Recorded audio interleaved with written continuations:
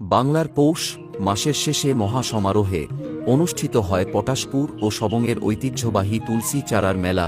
পটাশপুরের ও সবং এর মাঝখান দিয়ে বয়ে গেছে কেলেঘাই নদী। ঝাড়গ্রাম থানার দক্ষিণ পূর্বে সাঁকরাইল থানার সীমান্তবর্তী দুধকুণ্ডি গ্রাম পঞ্চায়েতে অবস্থিত বদিনা গ্রাম। এই গ্রামের ভূগর্ভ থেকে উৎসারিত মিষ্টি জলের এক অবিরাম প্রস্রবণী কেলেঘাই নদীর উৎসহ। সেই বদিনা গ্রাম থেকে আসা কেলেঘাইয়ের আদরে মাখা পটাশপুর থানার। অষ্টাদশ শতকে পটাশপুরের গোকুলপুরে গোকুলানন্দ বাবাজি বৈষ্ণবাচার্য রূপে বন্দিত। গোকুলানন্দর জন্মস্থান ছিল কেলেঘাইয়ের ওপারে সবংয়ের কোলন্দা গ্রামে এবং পিতৃভূমি ছিল গোকুলপুরে। তিনি সংস্কৃত শিক্ষালাভের জন্য হালিশহরে যান। গোকুলপুর গ্রামে কেলেঘাইয়ের নদীবক্ষে অবস্থিত বাকসিদ্ধ পুরুষ বৈষ্ণব সাধক গোকুলানন্দ বাবাজির তুলসী মঞ্চ। গোকুলানন্দ বাবাজির তুলসী মঞ্চকে কেন্দ্র করেই হয় এই মেলা।